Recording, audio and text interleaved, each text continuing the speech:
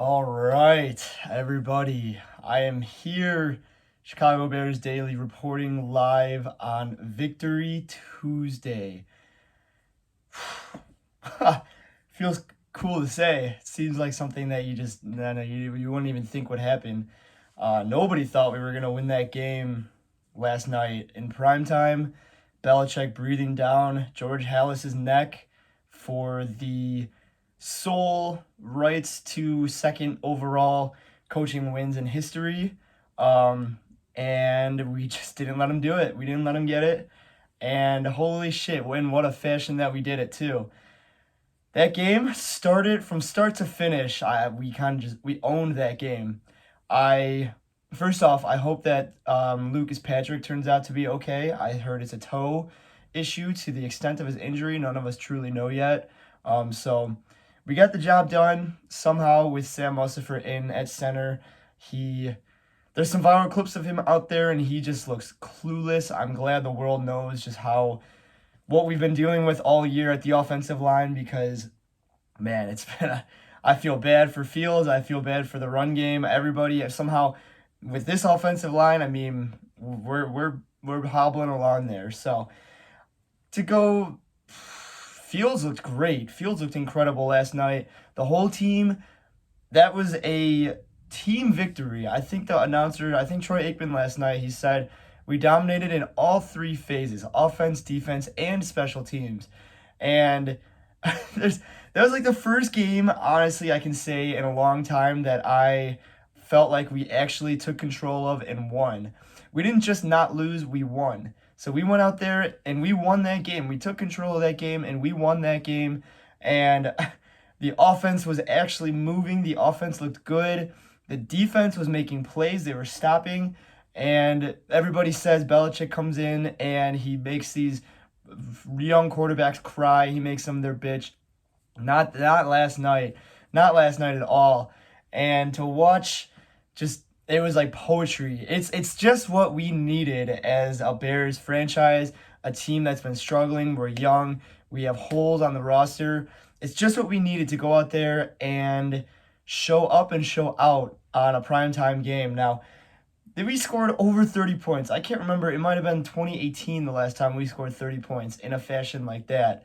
And to go out there and do it in primetime and go out there and just put these points up, and these guys, Fields, that throw that Fields made with the to the left with the pump fake to the throw to number 20 Juice Herbert, Khalil Herbert, and you have Equanimeous St. Brown blocking. Now that was a work of art. That's when you kind of knew, like, oh shit, we're actually gonna take over here. So that was just an exciting game. And then Eberflus, he comes out here in the post game. He's hyping these guys up. You know, this is like almost like a Justin Fields era has arrived type of game. Now, obviously, we can't get too ahead of ourselves. It was one game. The Patriots aren't a top team like they used to be. I mean, everybody knows Belichick makes these young quarterbacks struggle, typically makes them struggle, but their offense, I mean, they switched from Mac Jones to Bailey Zappi, like after that first pick. Mac Jones, I can't believe he got kicked. He kicked Jaquan Brisker in the nuts and tried to rip a sack, and nothing was called. So, you know what Brisker said? He said, fuck that. I'm going to go out. I'm going to get a pick. And he did. And it was just awesome, you know. And then Zappi comes in and lights it up. I was getting flack all night from Packers fans, and I have friends that are Packers fans and friends that are Patriots fans, so they were just double ganging up on me. I've been talking shit to the Packers for the past 3 weeks. I feel like they're teetering a little bit. We love to see it. Even if we're not like we're not a top tier team just yet. You can see that we are kind of building, we're growing, we're going through these growing pains, we're going through these motions, and we're coming together as a team to blow out the Patriots on a Monday night. Now, my Patriots friend, he says they have a curse on Monday night, so I mean, he's going to say that, but we went out there and we dominated, we went out there and beat them, and shit, I wanted to make a video last night. I had to get up at 5 in the morning for work today. You couldn't do it, but nothing, like, I felt, I should have made a video because I was tough falling asleep. I was fired up. That's like the first game I wanted to drop 40 on them. I kind of wish Flus went in there and on that fourth down, fourth and goal there, I kind of wish he didn't take the knee. I kind of wish he just pile drove in there. That's a statement. That's a statement win. And to go out there and do it, what, like, I'm trying to think. Fields' rushing ability saved his ass and the whole team's ass multiple times. The offensive line is breaking down, and Fields, 3rd and 20 or something, Fields goes and picks up a first down, picks up another first down, picks up another first down. Hey, by the way, if you have a friend that's a Packers fan, something you can easily say to shut them down, they haven't, last week against the Commanders, they didn't pick up a single third down conversion that entire game. The entire game. The last time that's happened was 1999. So obviously, clearly, there's issues going on in Green Bay, and you love to see that as a Bears fan. You love, like, we are all up for it. We're sick of them. We're gonna take the challenge to them. But there is 17 games in a season. We're 3-4. In my previous videos, I've been accepting. I've been accepting these kind of like, all right, like this is going to be a rebuild year, we're struggling, struggle bus, which we are. We're not going to have every game that's going to be probably the outlier game of the season, but shit, I mean, situational wise, what a game to have an outlier game. Like, stakes on the line, Halas's not reputation, Halas's record, I mean, Belichick's obviously going to beat that record, but to not be able to do it against us is like, that's like a moral stance in itself. That one was for Halas. It's like Halas kind of was there that night. He took over the team. We were playing possessed, simply playing possessed, and the Patriots were having none of it. Roquan even said that the Patriots Gillette Stadium, it sounded after like it was so quiet that he could hear like a dog's piss or some shit like that. Roquan's a goofy looking guy. Pay the guy, don't pay the guy. I want him to stay, but I mean, we'll have to. That's a later in the year type of deal. This whole situation of going out after getting embarrassed on Thursday night against the Redskins, Commanders, and then all of a sudden turning it around, flipping the script a little bit. That's something you can build off of. Now that was a game that was like. I went in with no expectations. I went in, to be honest, just expecting to lose. Maybe not I just wanted to not get embarrassed, and we turned it around completely. We actually embarrassed the Patriots, and that's something that nobody saw coming. I'm in a confidence pool of 20 guys. I'm the only guy that picked the Bears because it's just what you do. I saw it coming. No, I didn't. Nobody saw it coming. But shit. You got to have that hope in there because that's what drives its young team.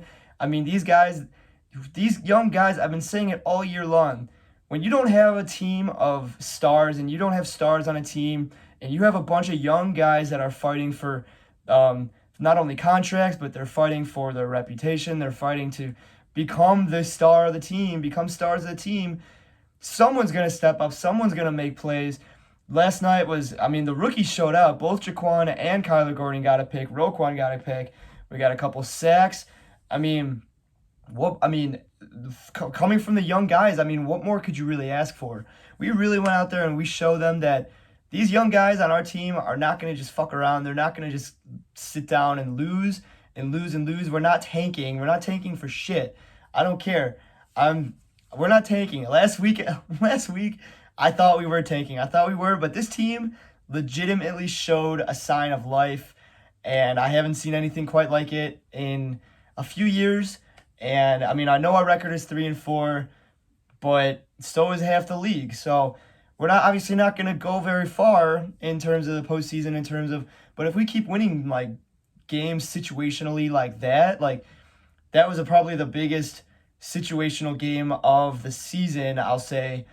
Just because of the Halas record and Monday night, we have a chance to fall even lower in the public opinion. But no, we kind of held our ground a little bit there. We actually, if not, stepped a little bit above, and we showed everybody that, oh shit, maybe there's something happening here in Chicago. Now, obviously, there's a long season to go. There's a lot of things that could happen. There's a lot that can go right. There's a lot that can go wrong. We need Lucas Patrick back at center. I'm gonna say that's like the most important thing. Sam Mustipher literally gets turned around and gets terrible, and that can be said for the rest of our offensive line. Braxton Jones, our left tackle rookie, he played okay. I think he got one penalty, but other than that, he held his own. Judon actually was a big problem for us last night, but the Bears did not lose. The Bears did not. What did I say? The Bears did not lose. Yeah, the Bears did not lose. The Bears won. The Bears won the game, and there was no BS. There was no luck. There was no shit that happened. We went in there, we took it to them in Gillette in New England, and we showed them who's boss that night. And just for the night, if it's just for the night, and we come out here against the Cowboys, I mean, I'm expecting to lose against the Cowboys. So is everybody. I feel like I'm still going to pick the Bears in my confidence pool just because that's, you have to. You have to. There's a spark. There's definitely a spark. And it's something it's not always going to be pretty. There's going to be more growing pains. It's only what was that, week 6? What are we, 3-4? Are we 3-4? Was that week 7? Oh my goodness. So the season's moving quick.